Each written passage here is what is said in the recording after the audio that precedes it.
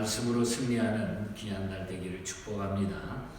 우리 2장의 말씀은 다윗은 임종을 앞두고 아들 솔로몬에게 하나님의 계명을 철저히 지키며 국가의 안위를 위태롭게 할 자들을 다 처단하라고 하는 이런 유언을 남기는 모습을 보게 됩니다. 그래서 이 말을 들은 아들 솔로몬은 다윗이 죽은 후에 그의 유언에 따라서 정적들을 다 제거함으로써 왕국이 안정되고 번영할 수 있는 기틀을 놓게 되는 이런 말씀들이 2장에 기록이 되어 있습니다. 우리가 어제 아침에 1장에서 그 다윗의 노쇠함을 틈탄 아도니아의 모반이 진압되는 과정과 또 이스라엘 왕위가 다윗에게서 솔로몬에게로 이양되는 그 과정을 자세하게 살펴보았습니다. 오늘 이 본장에서는 바로 다윗이 솔로몬에게 유언하는 장면과 더불어서 다윗의 임종으로 말미암아 본격적으로 솔로몬 왕국 시대가 개막되고 튼튼하게 서가는 이런 모습들이 진행되고 있는 것을 보게 됩니다. 그래서 오늘 아침에 다윗의 죽음과 다윗의 유언을 통해서 나타난 2장의 말씀들을 잠깐 동안 묵상하면서 주신 교훈을 생각하기를 원합니다.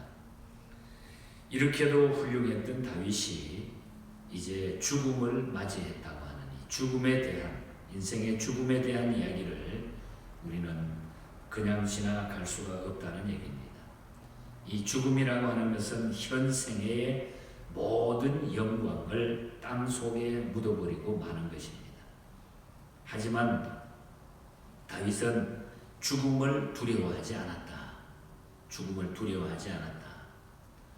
그러므로 다윗은 오늘 2절 말씀에 보면 내가 이제 세상 모든 사람의 가는 길로 가게 되었노니 그렇게 고백을 하고 있습니다. 죽음은 인생 모두가 가야 하는 하나의 길임을 우리가 알아야 된다는 것. 근데 그걸 우리가 말을 하면서도 실제로 나와는 죽음이 관계없는 줄 이렇게 생각하고 착각하고 살아가는 경우가 많다는 거죠. 옆에서 죽어가는 모습을 보면서도 나는 아직 아니야. 나는 해당이 안 될 거야. 이렇게 착각하고 교만하게 욕심을 가지고 이 땅 위에 살아가는 경우가 많다는 얘기입니다. 마태복음 7장 13절 이하에 우리 예수님께서 이렇게 말씀하셨습니다. 이 길에는 넓은 길과 좁은 길이 있다고 말씀했습니다. 인생길은 좁은 길과 넓은 길이 있다고 그랬어요. 인생에 가는 길은 오직 한 길밖에 없다는 게 갔다가 돌아올 수가 없다는 거예요. 좁은 길로 가든지 넓은 길로 가든지 갔다가 돌아올 수가 없다는 얘기입니다. 오직 가는 길밖에 없다는 거예요. 가는 길밖에 없다는 거예요. 돌아올 수 없다는 거죠. 그러므로 선택을 잘 해야 된다고 하는 그런 얘기입니다. 선택에 따라서 영생과 멸망이 주어지기 때문이라는 거죠. 다윗이 죽음을 두려워하지 않고 당연한 것으로 받아들이는 것은 영생을 믿었고 소망이 있었기 때문이다. 그래서 우리는 다 죽게 된다는 사실을 분명히 기억해야 된다는 거죠. 우리에게 죽음이 있다고 하는 것, 이 죽음 앞에 우리가 떳떳하게 설 수 있어야 된다고 하는 것. 그렇게 훌륭했던 다윗도 이제 이 죽음을 맞이하게 됐다. 우리도 언젠가는 이 죽음을 맞이하게 될 것입니다. 그래서 하나님 앞에 떳떳하게 영원한 소망이 있다고 하는 이 사실을 기억하고 우리는 죽음에 대한 것을 항상 생각하고 우리는 기억하고 나를 돌아봐야 된다고 하는 그런 말씀입니다. 그 다음에 다윗은 솔로몬에게 이 죽음을 앞에 두고 하나님의 계명을 지키는 것이 왕으로서 가장 첫째 일이 되어야 된다. 하나님의 계명, 말씀을 지켜라. 이것을 아들 왕에게 유언으로 남기는 모습을 보게 됩니다. 3절에 보면은 내 하나님 여호와의 명령을 지켜 그 길로 행하여 그 법률과 계명과 율례와 증거를 모세의 율법에 기록된 대로 지키라.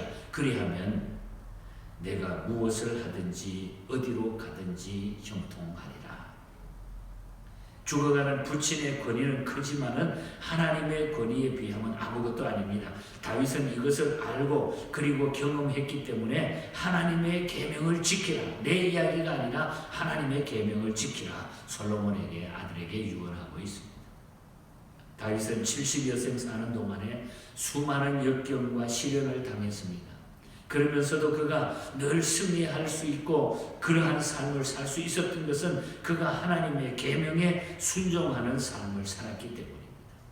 잘못하고 나서도 금방 그 말씀 앞에 엎드려 회개하고 순종했기 때문이라는 거죠. 그러므로 솔로몬에게 하나님의 법에 순종하며 살기를 촉구하고 있는 것입니다. 그것이 제일 중요하다, 아들아.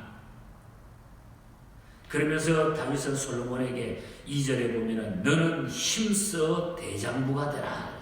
힘써 대장부가 되고, 다시 말하면은 하나님의 말씀을 행동할 수 있는 훌륭한 정신을 가지라, 그 뜻이죠. 대장부가 되라고 하는 것은 말씀을 행동할 수 있는 훌륭한 정신을 가지고 살아라. 그리고 다음으로 왜 그렇게 해야 하는가를 까닭도 말하고 있습니다. 왜 그렇게 해야 되느냐, 그 이야기도 하고 있죠. 하나님의 말씀의 법에 순종하면은 어디를 가든지 형통하게 되고 이스라엘 왕위가 연속적으로 계속되어질 것이다. 4절과 5절에 그렇게 말씀을 지키고 나갈 때에 그렇게 될 것이다. 진실로 하나님의 말씀의 법을 떠나지 아니하면 자신의 대는 물론 후손까지 형통한 복이 오는 것이다. 그래서 말씀 지키는 것이 최고로 귀하고 중요한 일이다. 말씀을 지키는 일이 중요하다고 하는 사실입니다. 우리는 언젠가는 다 죽음을 맞이하지만 중요한 것은 말씀을 지키고 살아가는 것. 그래서 그 말씀을 지키고 살아갈 때에 무엇을 하든지 어디를 가든지 형통할지니라. 말씀을 지키는 자에게. 그래서 우리가 힘들고 어려워도 늘 말씀 붙들고 지키기 위해서 몸부림치며 살면 하나님이 어디로 가든지 무엇을 하든지 형통한 복을 우리에게 주시는 줄 믿습니다. 이것이 지금까지 우리가 체험했고 지금도 우리 눈앞에 놓여있는 일입니다. 금년 한 해 동안, 작년 한 해 동안도 팬데믹 기간 동안에 주셨던 우리가 경험했던 모든 일들이라는 거죠. 말씀을 지키는 일이 중요하다. 우리 후대들에게도 또 나에게도 말씀을 지키는 일이 얼마나 중요한가 하는 것을 우리는 기억합니다. 끝으로 한 가지 더 말씀을 드리면 다윗은 특정한 사람들을 어떻게 처리해야 하는가를 솔로몬에게 다 이야기해 주죠. 먼저 요압에 대한 이야기합니다. 요압과 시므이를 죄 없는 자로 여기지 말지니라. 이 사람들은 그냥 두면 안 된다. 요압은 누굽니까? 요압은 사적 감정을 가지고 아브레엘과 아마사를 죽였던 사람이 요압이에요. 또한 요압은 아도니아의 1장에서 아도니아의 모반시의 글을 따랐습니다. 그를 들추켜가지고 배반자, 배신자예요. 아도니아를 막 들어가지고 왕이 되라고 배신했던 자가 바로 이 요압입니다. 벌써 죽어야 마땅해야 했으나 다윗은 그를 제거할 수 없었으므로 솔로몬에게 응분의 조치를 그에게 취해라. 그냥 두면 안 된다. 부탁을 합니다. 그리고 시므이는 누굽니까? 시므이는 다윗이 압살롬에게 쫓겨다닐 때에 자기 아들에게 반란을 일으키는 아들에게 쫓겨다닐 때에 다윗을 저주한 자입니다. 사무엘하 16장 5절 이하에 쭉 나타나죠. 다윗을 저주하여 따라다니는 다윗을 저주한 사람이 바로 시므이입니다. 그런데도 다윗 당시에 저를 가만히 놔둔 것은 압살롬의 반란에 평정한 상황에서 민심을 수습해야 되기 때문에 혹시 그것 때문에 더 큰 일들이 벌어질까봐 그래서 시므이를 처단하는 것을 유보했던 것입니다. 그러므로 솔로몬은 다윗의 유언대로 이들을 다 나중에 처단하게 되죠. 그래서 후반부에 가면은 전부 처단하는 장면이 나옵니다. 솔로몬의 이 숙청 작업은 단순히 어떤 정치적인 보복이나 사사로운 감정에 의해서 하는 것과는 전혀 성격이 달랐습니다. 이 숙청 작업은 솔로몬의 통치에 장애물이 된다거나 개인적인 악감정에 있어서 시행한 것이 아니라 명백하게 이것은 하나님에 의해서 세움받은 하나님의 나라 신정왕국의 왕권에 대해 도전하여 복종치 아니하는 자들에 대한 응징을 하고 있다고 하는 거죠. 하나님께 도전했던 자들을 바로 쫓아내고 바로 없애버리는 이런 무서운 심판의 역사라고 하는 것을 보게 됩니다. 그래서 13절 이하에 보면 아도니아가 처형이 되죠. 그리고 25절 이하에 보면 아비달이 추방되고 요압이 처형되는 이야기가 나타나고, 마지막에 36절 이하에 보면 시므이가 처형이 됩니다. 다윗의 유언대로 이 솔로몬은 다 처형을 하고 왕국을 튼튼하게 세우는 거죠. 그리고 7절에 가서 보면 바실레의 아들에게는 은총을 베풀라고 다윗이 특별히 부탁을 합니다. 이 바실레는 누굽니까? 다윗이 압살롬에게 쫓겨다닐 때에 다윗을 많이 도와줬어요. 다윗에게 먹을 것도 갖다 주고 그 많은 따라다니는 군사들에게 먹을 것도 공급해 주고 다윗을 많이 도와줬던 사람이 바로 이 바실레입니다. 다윗은 죽으면서 은혜를 기억하면서 산 사람이, 그 은혜를 잊지 말고 그를 잘 왕의 상에서 먹을 수 있도록 큰 은혜를 베풀어 달라. 우리도 은혜를 갚으려는 삶이 중요하다. 은혜를 갚으려 다 죽게 됩니다. 하나님의 말씀을 우리는 지키면서 살아가야 됩니다. 그리고 은혜를 갚으면서 우리가 살아야 된다고 하는 것. 이것이 다윗이 마지막 생애를 통해서 우리에게 남겨준 중요한 메시지라는 것. 그래서 오늘 우리는 본장의 말씀을 통해서 얼마나 하나님은 무섭게 하나님의 역사를 정확하게 진행해 나가시는가. 이렇게 모든 것들을 정리하고 나니까 솔로몬 왕국이 11장까지 그냥 든든하게 서가는 이런 모습들이 나타나고 있는 것입니다. 이제 하나님께서는 다윗이 떠난 다음에 혹시나 약해지지 아니할까 염려되어 솔로몬에게 강력한 리더십을 주시고 솔로몬 왕국의 그 번창함을 아버지의 그 유언에 따라서 축복하는 이 모습을 우리가 보게 됩니다.